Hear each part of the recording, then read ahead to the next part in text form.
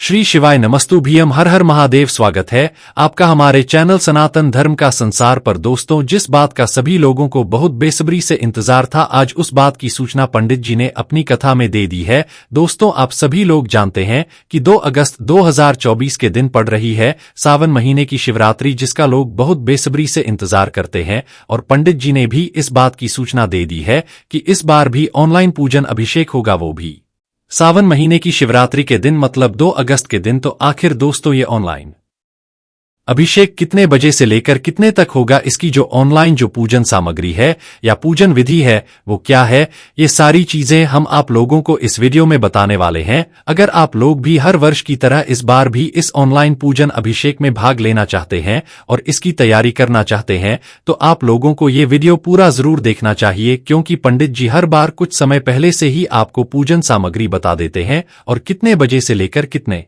बजे तक ये पूजन विधि होगी या पूजन होगी, ऑनलाइन पूजन अभिषेक होगा, ये सारी जानकारी भी दे देते हैं। तो ये सारी जानकारी पंडित जी ने दी है। जो जो जानकारी पंडित जी ने बताई है वो हम आपको इस वीडियो में सबसे पहले बता देते हैं। तो इस वीडियो में जो सबसे जरूरी चीज रहेगी दोस्तों, वो रहेगी 2 अगस्त के दिन सावन शिवरात्रि की पूजन सामग्री। इसके लिए आप लोगों को हम अभी से बता दे रहे हैं और आपको इस पूजन सामग्री को अभी से इकट्ठा करना शुरू कर देना है।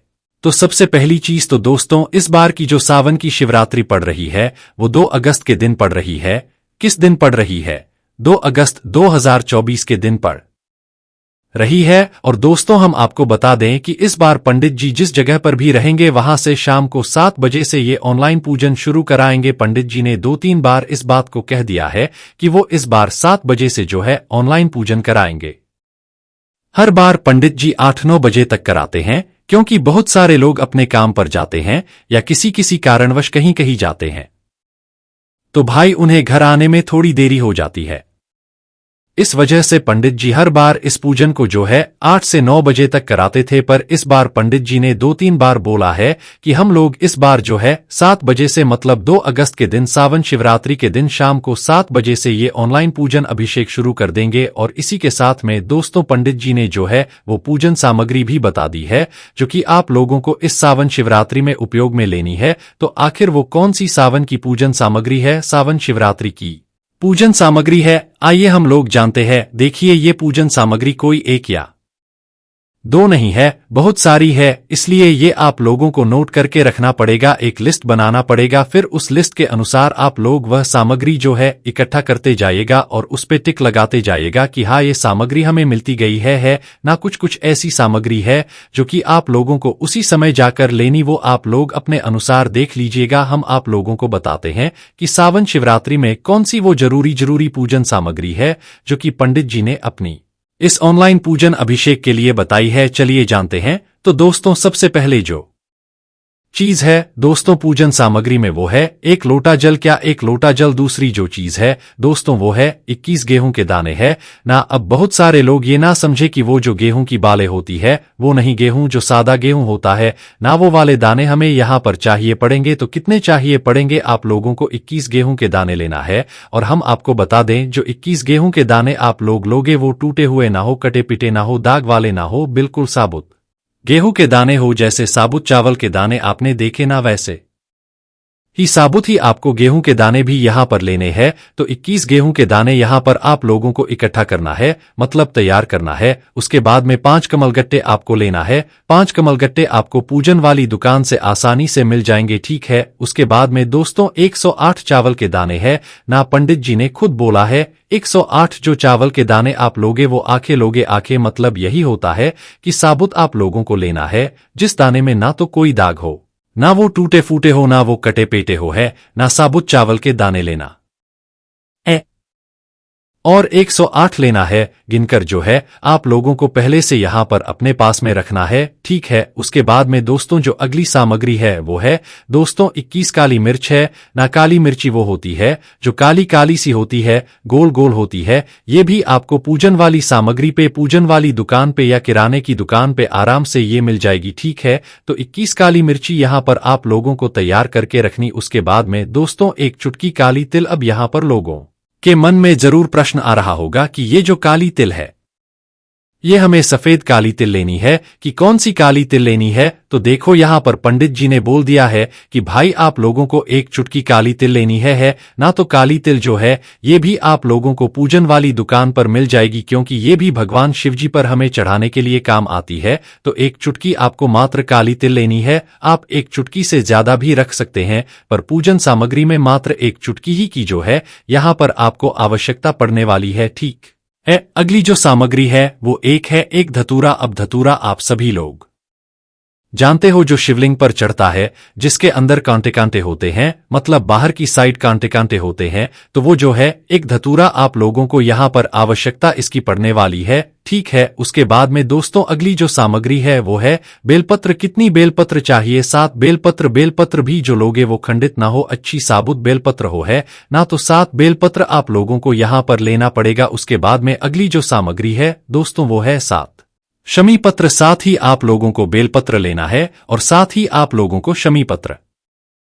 7 है ना, आप लोगों के गलत सुनने में गलती मत करना। 7 ही आपको बेलपत्र लेना है और 7 ही आपको शमी पत्र लेना है। 7 बेलपत्र और 7 शमी पत्र है ना। इसके बाद में जो अगली सामग्री है दोस्तों वो है 7 लाल फूल। अब पंडित जी ने यहाँ पर लाल फूल क्यों बोला है वो भी हम आपको बता देते हैं, क्योंकि ये जो 7 फूल चाहिए ये हमें सिर्फ लाल कलर के ही चाहिए। विशेष रूप से पंडित जी ने बोल दिया है कि आप लोग गुलाब के फूल ले लेना। अगर किसी कारणवश गुलाब के ना मिले तो अन्य तरह के जो लाल फूल होते हैं जो शिवलिंग पर चढ़ते हैं वो भी आप लोग ले सकते हो, पर गुलाब के ज्यादा सही रहेगा। तो आप लोग भाई जो है 7 फूल जो है अच्छे अच्छे उस दिन जो है दुकान से या फूल वाली दुकान से खरीद कर ले आइएगा, क्योंकि भगवान शिव जी पर हमें चढ़ाना है। तो उनके लिए तो भाई गुलाब जो है सबसे अच्छा रहेगा है ना। तो 7 आपको लाल कलर के फूल लेने पड़ेंगे। उदाहरण के लिए गुलाब का फूल यहाँ पर हो गया है ना। उसके बाद में अगली जो सामग्री है दोस्तों वो है 7 सफेद फूल। पंडित जी ने ऐसा बोला है कि 7 आपको सादा फूल लेने हैं पूजन के लिए। तो वो सादा फूल का कहने का मतलब यही है कि 7 वो फूल लेने हैं जो भगवान शिव जी को पिए हैं, मतलब सफेद फूल हैं ना। ये पूजन सामग्री में हमें वहां पर काम आएंगे। तो 7 वो सफेद फूल आपको लेने जो शिवलिंग पर चढ़ते हो। हम आपसे वापस से बोल रहे हैं, ऐसा 7 फूल लेने हैं आप लोगों को जो शिवलिंग पर चढ़ते हो। तो 7 जो फूल आप लोग लोगे वो सफेद फूल लोगे, 7 लाल फूल लोगे और 7 सफेद फूल लोगे। उसके बाद में जो पंचामृत की सामग्री होती है वो आपको अलग अलग रखना है, एक साथ नहीं रखना है। ध्यान रखना, पंडित जी ने अलग अलग यहां पर बताया हुआ है। तो क्या क्या है वो सामग्री वो भी सुन लो। तो सबसे पहले दूध, दही, घी, शहद, शक्कर। उसके बाद में दोस्तों ये 5 तो सामग्री हो गई हमारी जो पंचामृत की होती है। वो इसको आप लोगों को पहले से यहां पर तैयार करके रखना है, अलग अलग रखना है, एक साथ अभी पंचामृत बनाकर नहीं रखना है। ठीक है, अलग से भी आप रख सकते हो, पर ये दूध, दही, घी, शहद, शक्कर आपको अलग अलग जो है पात्रों में रखना है ना। उसके बाद में दोस्तों इत्र है ना। इत्र दोस्तों ये आपको पूजन वाली दुकान पर ही मिलेगा, पूजन वाला वो आपको वहां से देखने के लिए मिल जाएगा। ठीक है, उसके बाद में दोस्तों गंगाजल। आपके घर में गंगाजल रखा हुआ होगा, आप किसी पवित्र नदी में गए हुए होंगे, गंगाजल आप लोगों के पास होगा। तो विशेष रूप से हमें इसमें गंगा का जल चाहिए, किसी और नदी का भी ले सकते हो, पर पंडित जी ने जल बोला हुआ है। तो भाई आपके घर में जो गंगाजल रखा हुआ हो आप उस गंगाजल को अपनी किसी एक कटोरी में थोड़ा सा बाहर निकालकर रख लेना। और अगर नहीं मिलता है तो भाई आपको फिर पूजन वाली दुकान से गंगाजल आराम से मिल जाता है, छोटी छोटी डिब्बी में है ना। उसके बाद में जो अगली सामग्री है दोस्तों वो है 3 गोल सुपारी या गोला सुपारी जो हम कहते हैं। तो 3 आप लोगों को यहाँ पर गोल सुपारी चाहिए है ना, ये भी आपको पूजन वाली दुकान से मिल जाएगी। उसके बाद में अगली जो सामग्री है दोस्तों वो है रोली है ना। रोली जो चंदन जैसा होता है, टिका लगाने के लिए होता है, तो आपको लेनी है अगली चीज रोली ना। उसके बाद में अगली जो सामग्री है वो है दोस्तों मोली। रोली अलग होती है, मोली अलग होती है। ध्यान रखना, रोली तिलक करने के लिए होती है और मोली होता है धागा, लच्छा जिसे आप लोग कहते हो। आप लोग मोली वो समझो जो आप अपने हाथ में आटी बांधते हो ना, वो होती है मोली है ना। तो रोली टिका लगाने की होती है, मोली हाथ में बांधने का एक लाल धागा होता। ध्यान रखना इस बात का। अगली जो सामग्री है दोस्तों वो है अबीर और गुलाल। अबीर अलग होता है, गुलाल अलग होता है। तो अबीर लेना है आप लोगों को और गुलाल भी लेना है।